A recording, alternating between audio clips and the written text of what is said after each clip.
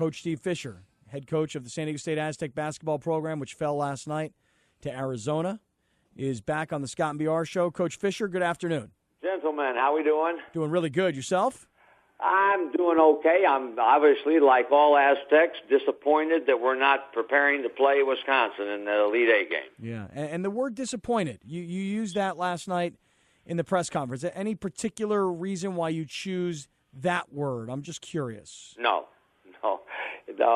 there's not. I could probably use a million words. You've played it.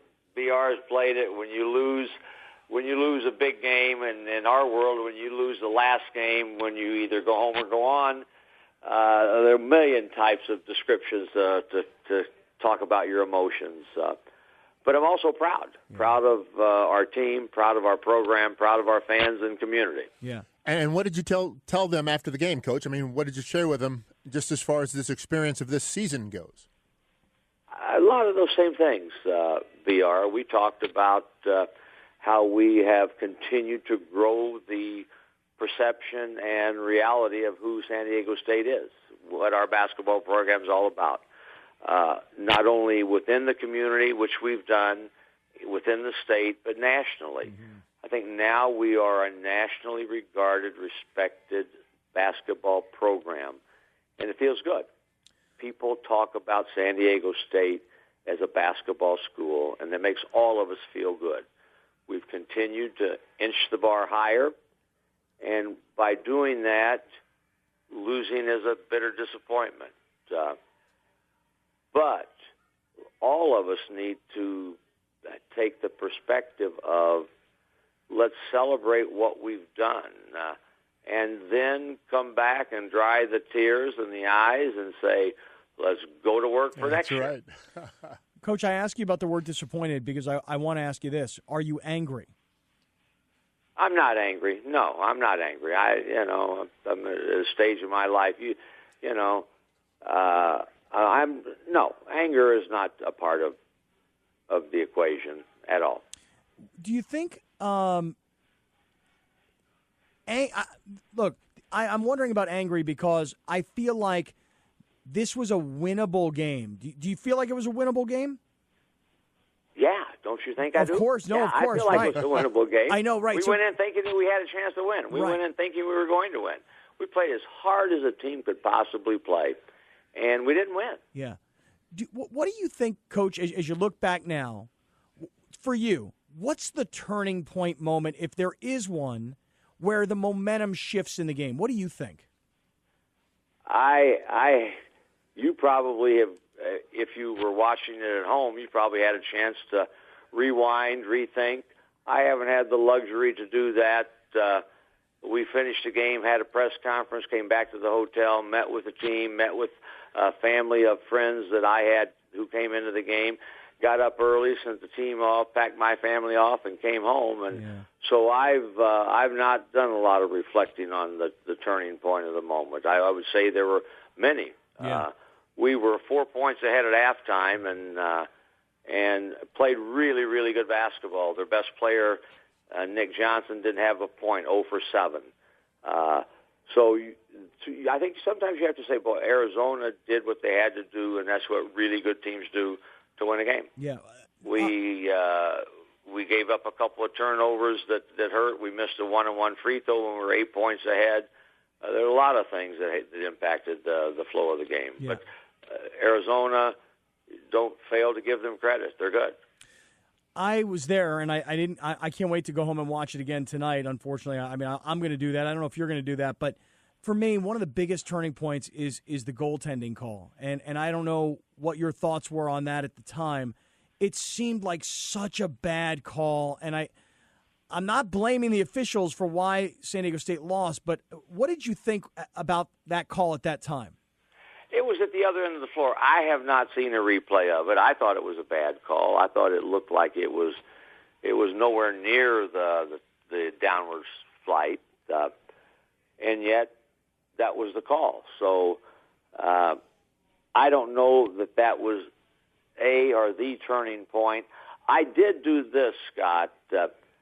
You know, you said in those press conferences, the normal routine is they bring you up, the coach makes a brief statement, the people who are there ask questions of the audience, or of the players, they go and then they ask questions of the coach. Well, about 3 questions into the player questions, somebody asked me a question, and I wasn't even paying attention. And the guy looks at me, and I said, I thought this was for the players. And the guy asked me, the same guy asked a question. I said, this is for the players. I got a little testy. And the players answered, and they left. And about 3 questions in, they had no questions. I think they were on deadline or wanting to go home. And I said, well, I have a question. When was the goaltending call? And was it a good call? And nobody even could remember when it was. And so I guess that stuck in my craw a little bit now that you say that, because I asked the writers, when was the goaltending call made, and was it a good call? And nobody could respond either way. Yeah. Coach Steve Fisher on Scott and BR on the Mighty 1090. Coach, I want to hear, if you had, and if you'll share with us, any private moment with Thames. You know, he's become such a loved figure in this town. We had a chance to spend time with his mom, his dad yesterday. This is a special kid, obviously. I'm just wondering if you had any private conversation. Not a lengthy one, Scott. X and I are going to meet next week. We're on spring vacation, but he's going to be in town, and we'll talk a little bit next week about past, present, and future.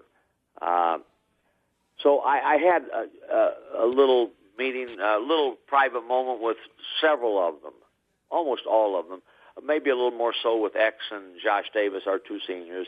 And I just told X how much I loved him and what he's done for himself, his family, our program, San Diego State, San Diego, and the way he's done it. Yeah, and he knows what I was talking about. I said, you're going to go down as one of the, if not the most beloved player that's come through our university, and that's saying a lot. And it's as much by who X Thames is as how he played. And you've gotten to know him a little bit. I've gotten to know him over 4 years, and he's no pretenses. He doesn't do one thing for the camera and one thing behind closed doors. He's who he is, and that's what makes all of us love him. Yeah. And Coach, one of the things that I know I didn't realize, because, you know, when the game was over, I tried to get out of there as quickly as I could. I didn't stick around and I didn't go into the locker room, so I didn't know it until today that Davis had left on crutches. But I could see, it was very visible, especially in the waning moments of the game, that coming out of timeouts, he was really struggling and limping, which makes me love him that much more, because the guy was willing to just sacrifice and battle through the pain. And what exactly was wrong with Josh after? How hurt was he? You know, Josh had that toe surgery, and then somebody stepped hard on his other foot in the conference tournament. He's had some problems with both heels, and I think all of that came back to bite him a little bit. And I'll be honest with you, I didn't notice it until after the game. He had such a phenomenal rebounding game that he gave everything he possibly had to try to help his team, our team, win the game. That's right. Yeah, and Coach, what do you make of it? And I'm wondering if you can figure it out, well, from a basketball X's and O's standpoint, because I don't know enough about it to come up with an answer, but why was Poli able to score 10 points in the first half, and then in the second half, it seemed like he couldn't find any space to even get a shot off until late at desperation time? What happened between the first and the second half for Dwayne Poli? Well, I'm sure that they talked about, hey, you better guard the guy a little better. Mm-hmm. And it's also the ebb and flow of a game. Probably the same reason on the flip side, if you continue to work, something might happen, and when you focus, you could maybe prevent something from happening. Nick Johnson, they're All-American, the player of the year in the Pac-12, and we talked about how good he was. 0 for 7 the first half, did not have a point until 3.5 minutes to go in the game, and wound up with 15 points. Made 10 straight free throws down the stretch, and our aim was foul Gordon, don't foul Gordon, don't foul Johnson. He kept the ball. He split double teams. We put him in a double team twice, exactly where you'd want it to be, baseline by our bench after we scored, and he got through the double team. And I think that's just the ebbs and flows of games. But he finishes the game with 15. You got to be happy. I mean, just your plan, it seemed to limit his effectiveness, right, Coach? Well, not after you don't have a point with 3 minutes and 20 seconds to go in the game. Yeah, right. You're not satisfied that he gets 15. Yeah. He was huge down the stretch. I think we were behind 2 or 3 when he made a huge three. Yeah, it was a bomb. That gave them added momentum at a time when we needed one more stop. Coach Steve Fisher on Scott and BR on the Mighty 1090. Coach, we started off with the conversation with the word disappointing, and to me, the reason I asked about it is because when you're disappointed, it's for me, you felt like you could win. You knew you were going toe-to-toe in a heavyweight fight, and when it's done, you have to take that time to go, we had such a great year. No one expected it, and I can't help but thinking, and I wonder if you are as well, boy, the future looks so bright, Coach. With all these kids coming in, and of the 8 players that played last night, 6 of the 8 come back. Things are really exciting, even though today we're feeling down and out. The future is so exciting. Is that part of your thinking at all today? Absolutely. I got all kinds of snapshots in my head about things that either just happened or potentially can and will happen. I think the disappointment is in the fact that you went toe-to-toe with a really, really good team. A team that's number 1 seed in our region, was rated number 1 in the country for 12 or 14 weeks, is good enough to win a national championship. And not only did we have a game with them, but we played right with them. At times we were the better team, but we didn't win the game. I had the same feeling in 2011 when we lost to Connecticut in that building. They went on to win the national championship. We could have, and in some respects, maybe should have beaten Connecticut, and they win the national championship. So if you lose by 20 points and you're never in the game, disappointment is different. It means something different. Correct. When you say it. Right. The disappointment of this one was, man, oh man, we're good enough. Mm-hmm. We're good enough. And I said in the press conference, one of these days, whether I'm here to see it or Dutch is going to have them, we're going to get to a Final Four. And that's a good feeling to have and legitimately be able to say it. Yeah. And, Coach, I was telling Billy Ray that after the game I was I was following along on Twitter. The kids that are coming, the recruiting class, these 4 kids that are on their way in, they were all on Twitter talking and kind of going back and forth with, hey, it was a great year for our team and huge things are coming. And I don't know how these 4 kids, I don't know if they know each other, I don't know if they've played together, I don't know what the deal is, but they definitely they were already part of the family, so to speak. I don't know if you heard about any of this afterwards. I did not. I've heard from 3 of the 4, and the 4th one I'll hear from tonight, kind of text messaging me about how proud they were of what we've done, looking forward to the future, those kinds of things also. And we're doing that. We've got 2 huge holes to fill in Xavier Thames and Josh Davis. You know that. Mm-hmm. But we've got wonderful kids returning. We've got a core group of 4 freshmen and then Angelo Chol coming back from his redshirt season to add to the team that we've got. So expectations will be high, and our team will set high expectations.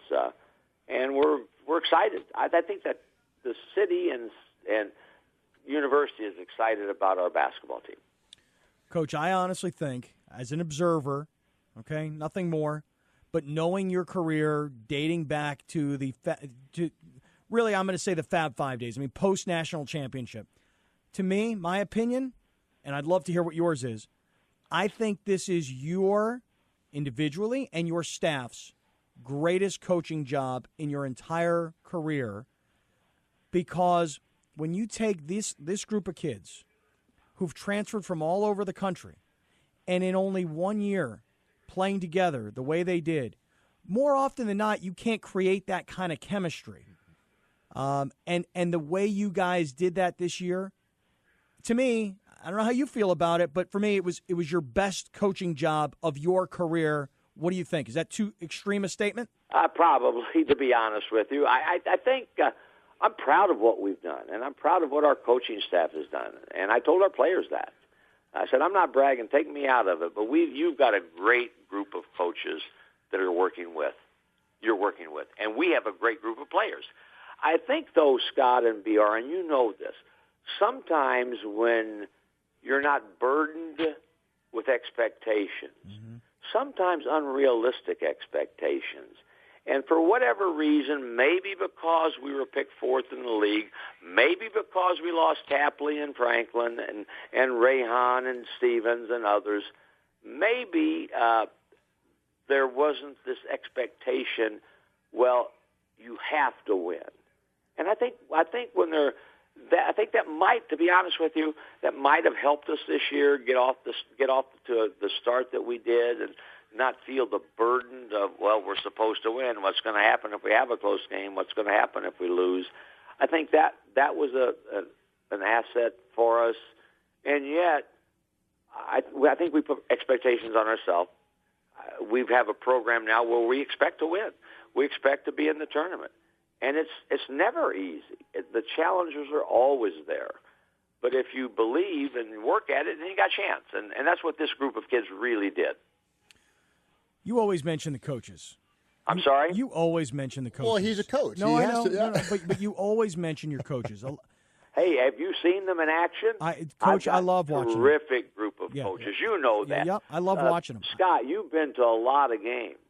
We have as good a coaching staff as there is in the United States of America, and I know that for a fact. Well, and the fact that you allow them to be heard from, not just in the team meetings and film sessions and so on, but allow them to have a little bit of media notoriety and let the fans in the family, it really is great. But I wonder this.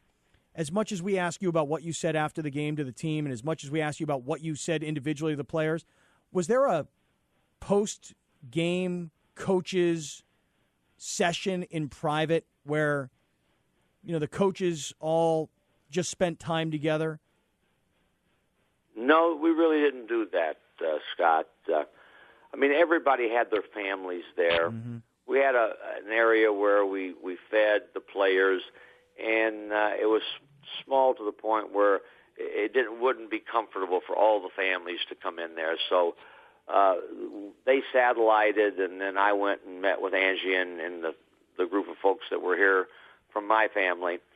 We talked, but we talked briefly. We talked at the game, after the game in the arena, and on the way home. But we didn't really sit and talk afterwards. Yeah, the reason I ask is, and we'll let you go. We've taken up enough of your time, Coach. But I want to just tell you something. For me, I've been around this program. I've had a lot of access to the program, thanks to you and your staff over the years. But I've never felt a closeness to a team.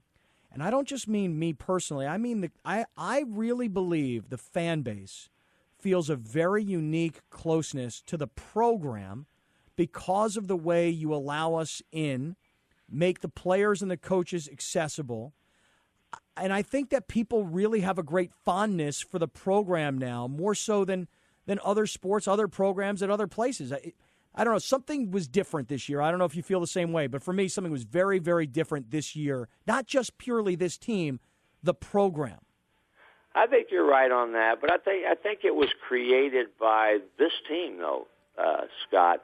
I think this team endeared, and I told our players that, they endeared themselves to our fans by the way they played, the way they reacted and acted towards one another, the way they handled themselves in public with the fans, the way they embraced our fans, and the way they were what everyone would say that's the way it should be.